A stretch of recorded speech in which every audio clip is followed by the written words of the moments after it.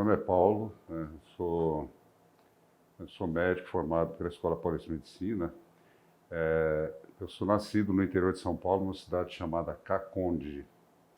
Caconde é uma cidade que fica na divisa com Minas Gerais, próximo de Poços de Caldas, só para ter um referencial. E eu nasci lá, meus pais eram professores primários. Meus pais se conheceram na escola normal de Casa Branca, que é próximo de Caconde. E eu nasci em 48 e, na verdade, assim, eu tinha toda uma influência familiar para ser professor. Na minha família não havia médicos, nem na família do meu pai, nem da família da minha mãe. E, na verdade, vamos dizer assim, eu admirava muito um médico que tinha na cidade, né, que era o Dr. Hugo Mazzilli. O Dr. Hugo Mazzilli era irmão do Ranieri Mazzilli, que foi presidente da Câmara, até chegou a ficar provisoriamente na presidência da República, na época da Revolução. E o Dr. Hugo Mazzilli era, na verdade, uma pessoa exemplar, né, do ponto de vista médico e do ponto de vista de uma pessoa muito acolhedora. Então, para mim, foi uma influência muito grande. E lá no interior, naquele tempo, né, o fluxo de aviões, inclusive, era muito pequeno, mas quando eu vi um avião, eu tinha duas vontades. Uma, ou ser piloto de avião, ou então ser médico, usando o exemplo do Dr. Hugo Mazzilli, né? E o Dr. Hugo Mazzilli, ele superou os 100 anos e faleceu há poucos anos atrás. E, para surpresa, eu fiquei até consultando o Dr. Hugo, né, quando ele tinha 90 e poucos anos. E foi muito interessante que, quando eu disse para ele que ele foi meu exemplo, né, o meu ícone, né, meu exemplo para ser médico, né, ele acabou chorando. Ele tinha ele estava em plena consciência do que fazia, né? Então foi uma coisa muito emocionante quando eu o consultei, né, e falei que ele foi o exemplo para mim. Bom, então, quando eu estava em Caconde, a gente tinha na cidade muitas, talvez por exemplo, pelo exemplo, né, dos médicos que tinha na cidade, particularmente do Dr. Hugo.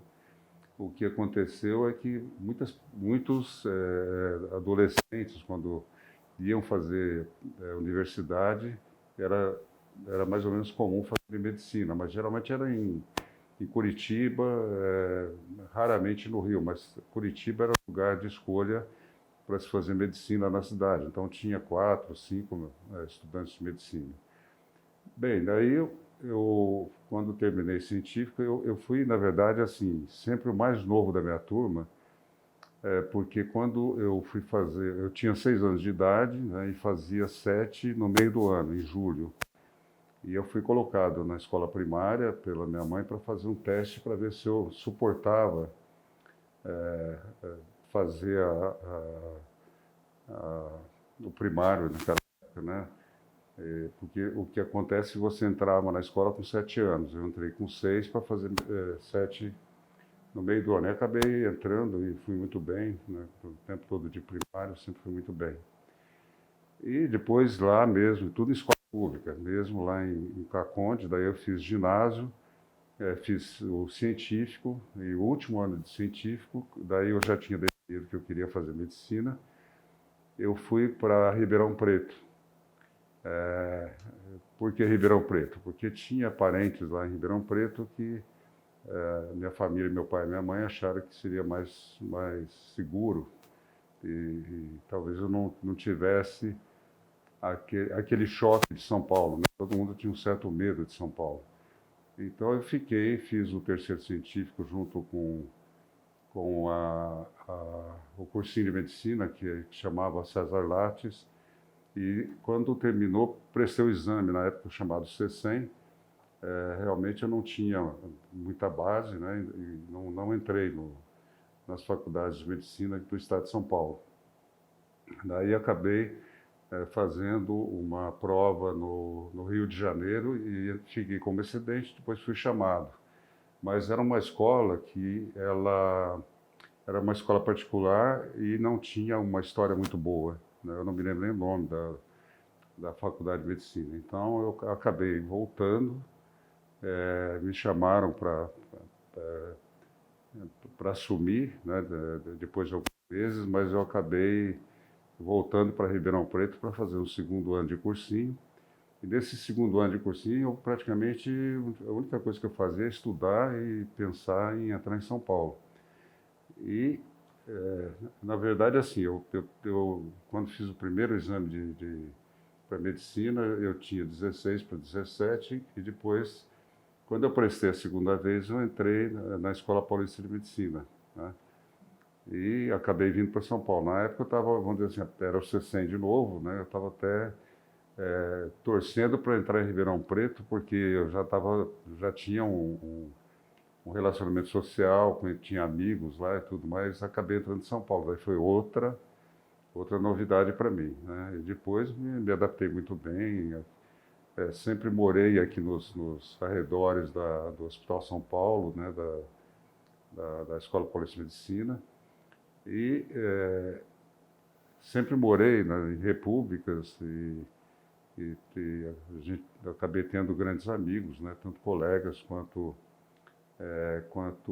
outras amizades fora da escola de medicina.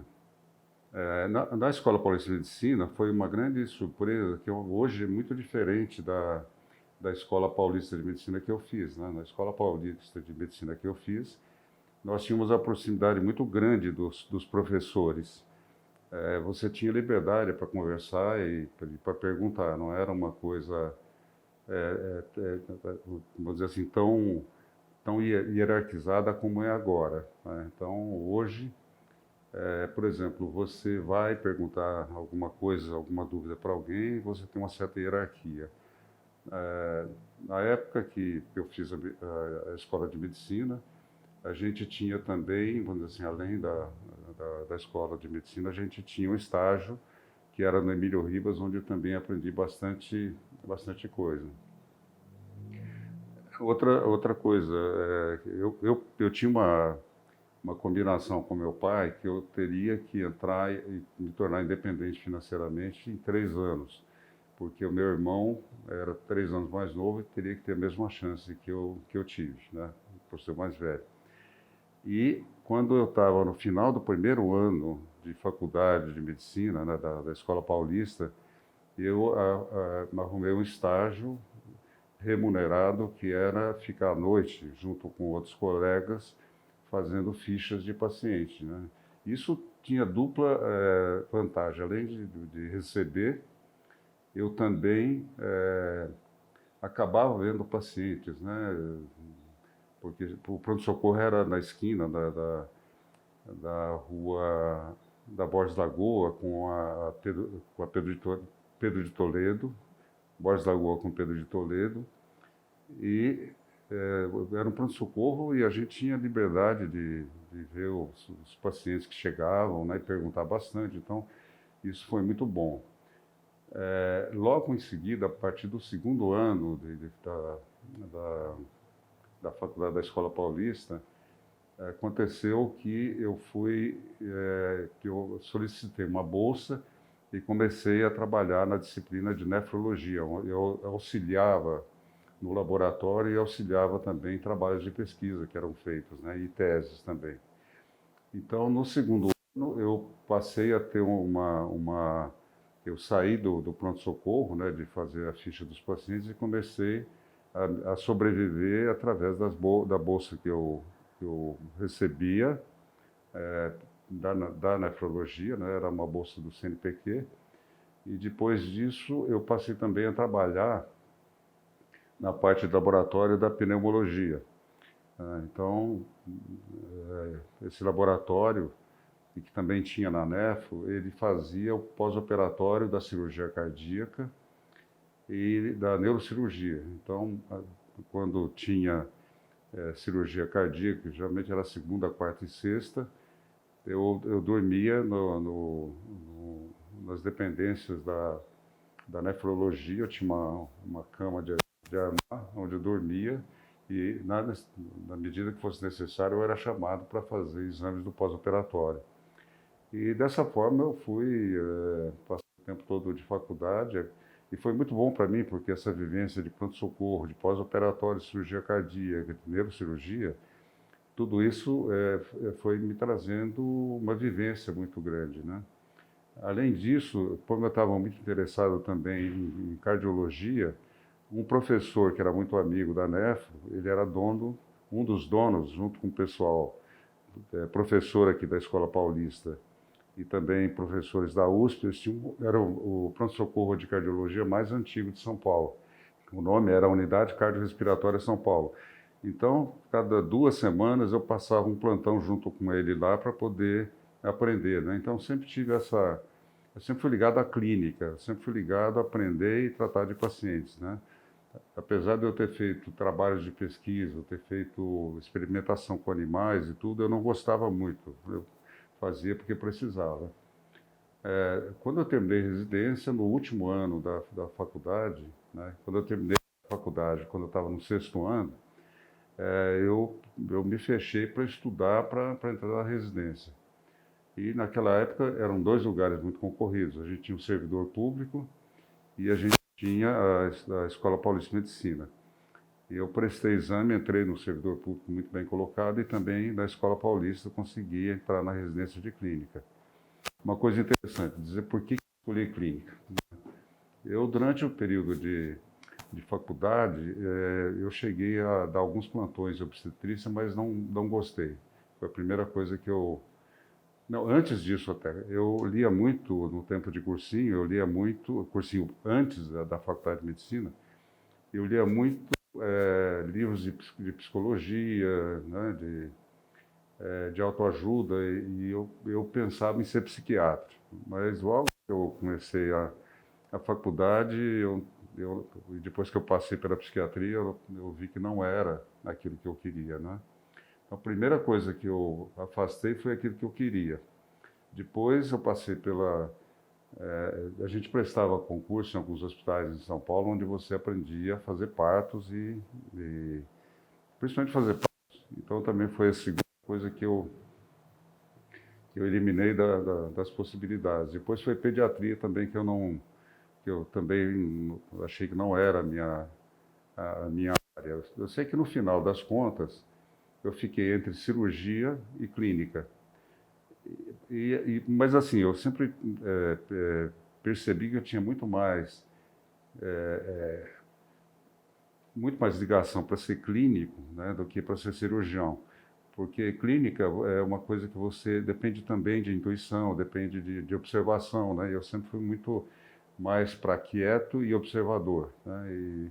E daí comecei a perceber que eu tinha uma certa facilidade para a clínica, né? E daí, felizmente, quando eu prestei residência, aí já terminou a faculdade de medicina, eu entrei no servidor e entrei na escola. Daí, na época, o Hospital de Servidor Público, isso foi em 1973, final de 72, o melhor hospital de São Paulo era o Hospital de Servidor Público aqui da Pedro de Toledo, né?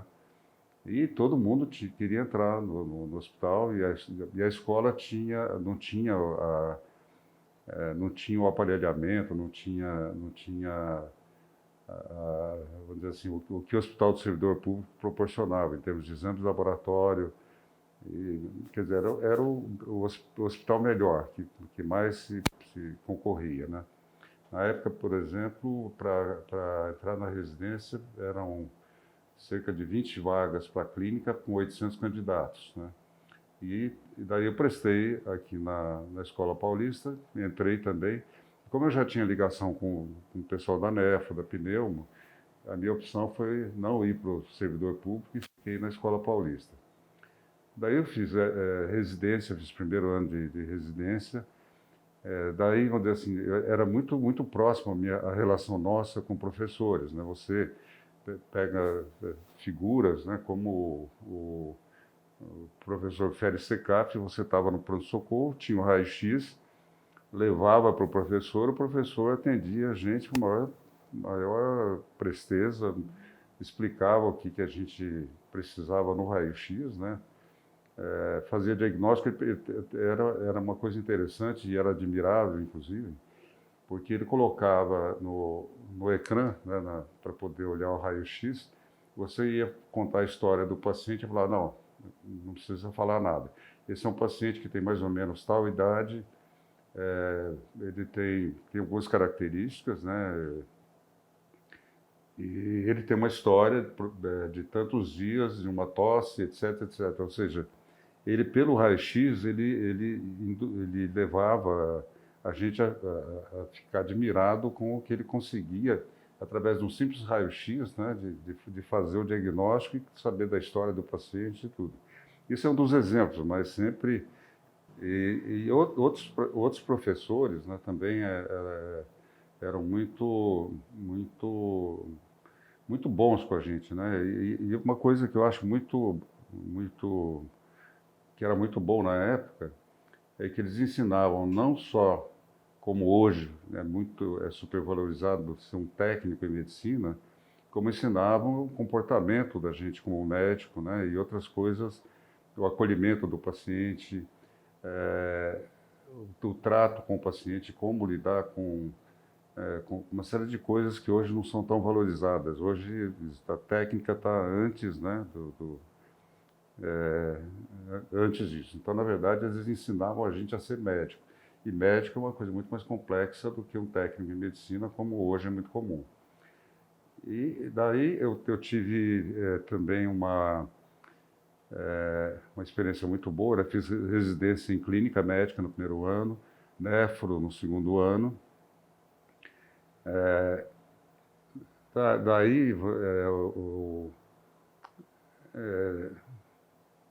Daí aconteceu de terminada a residência, ao mesmo tempo eu comecei a trabalhar no pronto-socorro de cardiologia no final do R2 e também tive uma outra sorte na vida, porque como eu fui muito bem colocado na residência, um professor, que era o professor Magid Yunes, que depois chegou a ser diretor da faculdade, entrou em contato comigo para ajudá-lo a ver alguns pacientes. Então, e para mim, assim, que vim do interior, que o primeiro médico da família, de repente, eu atendia autoridades, né?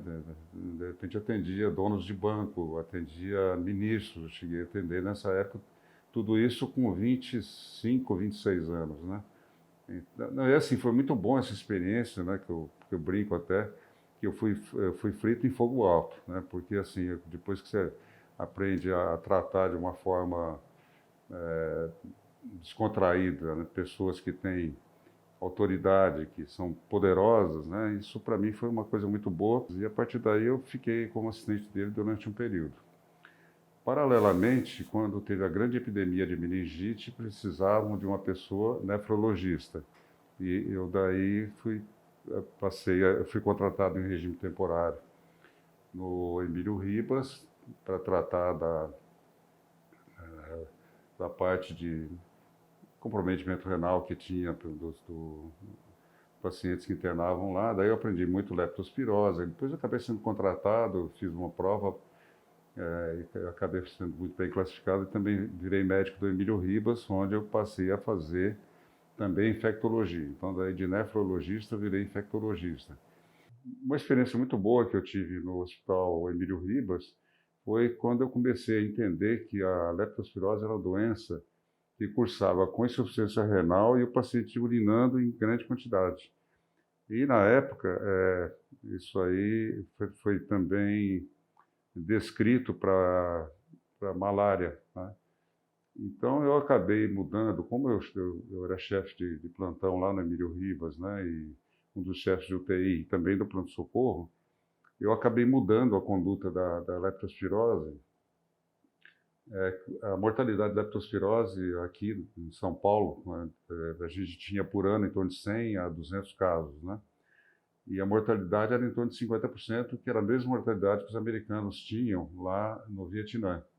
E essa mudança do entendimento da leptospirose, ao invés de fazer diálise, hidratar os pacientes, né, e hidratar para valer, porque eles chegavam a urinar, às vezes, mais de 5 litros. Né? Eu cheguei a ver pacientes urinar 24 horas, urinar 9, 10 litros. Né? Então, na verdade, a gente passou a hidratar os pacientes de uma forma muito severa, né? A gente o que perdia na urina, a gente repunha. Com isso, a mortalidade caiu de 50 para 10, mais ou menos 10%, né? Então, mudou completamente. Eu sempre me interessei mais por clínica do que pela vida acadêmica, do ponto de vista de mestrado ou doutorado, né? Isso, para mim, eu sempre fui mais o clínico, né? E eu sempre tive um certo, uma certa facilidade, até por um pouco de intuição também, de fazer diagnóstico. Eu passei por várias epidemias, né? Tanto aqui na Escola Paulista de Medicina quanto Emílio Ribas. Com Emílio Ribas, por exemplo, eu comecei com a meningite meningocócica, depois, tanto lá quanto aqui na Escola Paulista de Medicina, eu passei pela epidemia de AIDS, leptospirose eu via frequentemente, eu era chamado para discutir. Depois passei pela epidemia de H1N1, e atualmente eu estou também ligado à epidemia de Covid.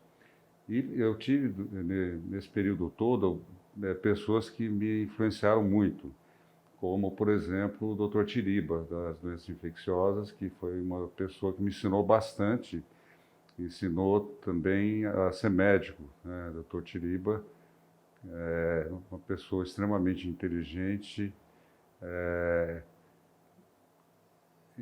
assim, na verdade, ele me ensinou bastante, assim como o professor Oswaldo Ramos, né?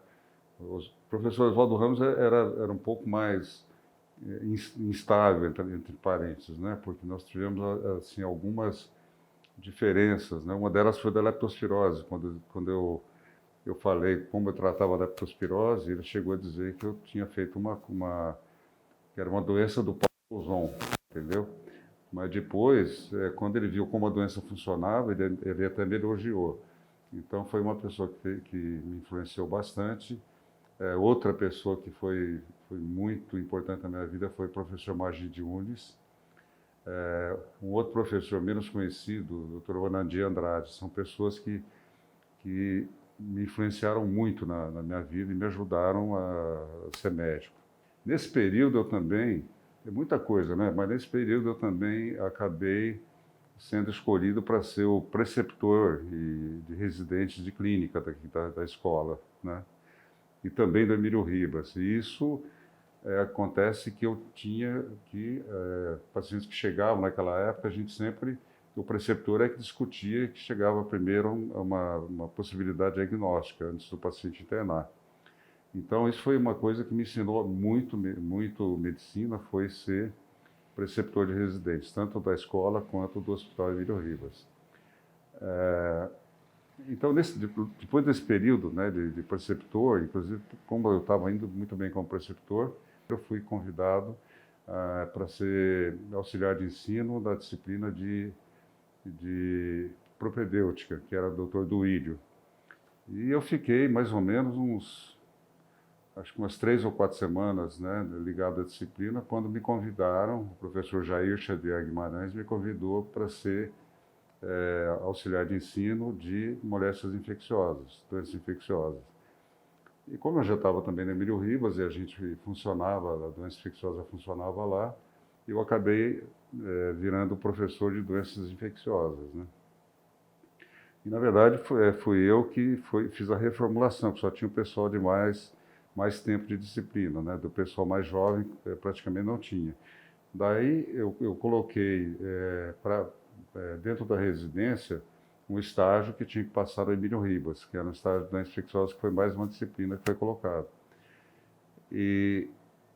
Então eu virei professor de doença infecciosa. Então eu tenho uma formação que é assim, de doença infecciosa, de pronto-socorro de cardiologia, que eu vi muita coisa, depois como clínico aqui da escola, como preceptor, e eu acabei até, vamos dizer assim, com a visão do nefrologista, eu acabei mudando condutas até de doenças como leptospirose, que tinha no Emílio Ribas, né? E que funcionaram muito bem. A gente mudou o entendimento de como funcionava a doença. Então, bom, daí continuei na faculdade, a gente reformulou a disciplina de doença infecciosa, entrou o pessoal mais jovem. É uma coisa que eu na época, um pouco antes, eu tinha feito o exame, eu esqueci a sigla, mas um exame para ser médico nos Estados Unidos, né? Seria como fazer revalidação aqui, né? Eu entrei muito bem colocado também, e a minha intenção era ser médico lá nos Estados Unidos. Isso foi na época que eu estava como coordenador da residência daqui do Emílio Ribas. Mas daí, nessa época, meu pai faleceu. Foi uma experiência muito dolorida para mim, porque eu que acabei tratando, ele teve infarto depois de um casamento numa cidade perto de Caconde, né? E eu acabei trazendo ele para São Paulo e no momento que ele teve a parada cardíaca, eu estava sozinho no pronto-socorro, os outros colegas tinham saído, eu que acabei tendo que socorrer naquela situação de urgência. E a partir daí, quer dizer assim, da morte do meu pai, eu me senti com uma certa responsabilidade em relação aos meus irmãos, porque meu irmão, que era mais novo que eu, estava fazendo medicina em Pouso Alegre, e minha irmã fazendo a USP, aqui em São Paulo, Física. E, bom, daí tem o tempo de professor de faculdade, da faculdade, né, da doença infecciosa. Aí fizemos um movimento para sair do Emílio Ribas e vir para o Hospital São Paulo, coisa que acabou acontecendo. Então eu fiquei um tempo até como chefe da disciplina, e depois eu também fiquei um tempo eu passei para a clínica médica. E acabei até ficando um tempo como chefe da disciplina de clínica médica também. E em 2010 eu acabei me aposentando da faculdade da Escola Paulista de Medicina, né? Mas eu aprendi muito e continuo a minha vida profissional como médico atendendo em consultório. Tem uma outra coisa importante que é o seguinte, eu quando comecei a ensinar, comecei a falar, dar aula, discutir casos com residentes, eles se queixavam, os alunos se queixavam que eu falava com sotaque de mineiro, falava porta, né, por exemplo. Eu falava com esse sotaque, que Caconde é muito próximo de Minas, eu falava baixo e falava rápido. Então, isso passou a ser uma dificuldade, né? Então, o que acontece é que eu procurei uma fono, o nome dela é Jairza, e essa fono me ensinou a falar. Eu fiquei mais de ano fazendo treinamento. E isso me ajudou muito, porque quando eu comecei a dar entrevistas na Band, por exemplo, foi, eu acho que a primeira entrevista que eu dei, quer dizer assim, eu já estava automaticamente com voz postada, a coisa funcionava tranquilamente. E até durante um período de uns 4 anos mais ou menos, eu fui colunista da Band News FM. Então todo dia tinha uma fala na Band News por volta de 2 da tarde que durava em torno de 3 a 5 minutos, né? E depois de um período aí não foi interessante nem para mim nem para a Band News, a gente encerrou. Mas eu sempre fui muito procurado para entrevistas exatamente por ter uma certa facilidade em relação à colocação da minha voz, porque eu aprendi com a fono, que era a Jairza, que era uma excelente fono, que ela, inclusive, depois eu descobri que ela era fono vários locutores da rádio e da televisão.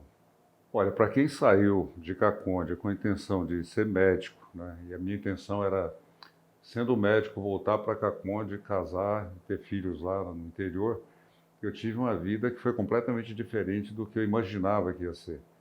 Então, com tudo isso que eu acabei relatando, e tem mais muitas histórias, né?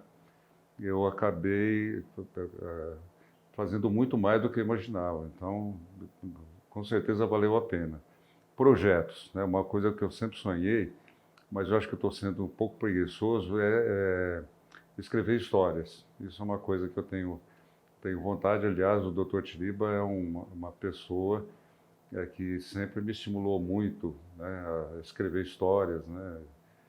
E ele mesmo escreve muito bem. O Dr. Tiriba é uma pessoa que, inclusive, do ponto de vista de português, né, ele é uma pessoa que sabe muito de português. E ele sempre me estimulou, né, no sentido de realizar essa vontade que eu tenho de ser escritor. Aliás, vamos dizer assim, uma coisa que minha vida inteira eu sempre fiz foi, desde que eu tinha 6, 7 anos de idade, era ler. Eu me lembro que antes dos 10 anos eu tinha ganho da minha mãe a coleção infantil do Monteiro Lobato, e eu cheguei a ler a coleção inteira. Depois, com 10 anos de idade, eu li de novo a coleção inteira. Então, uma das coisas que eu tenho vontade, não sei se eu vou ter condição de realizar, o tempo, ou não ter preguiça, é de escrever. Eu tenho facilidade para escrever. Valeu a pena, com certeza.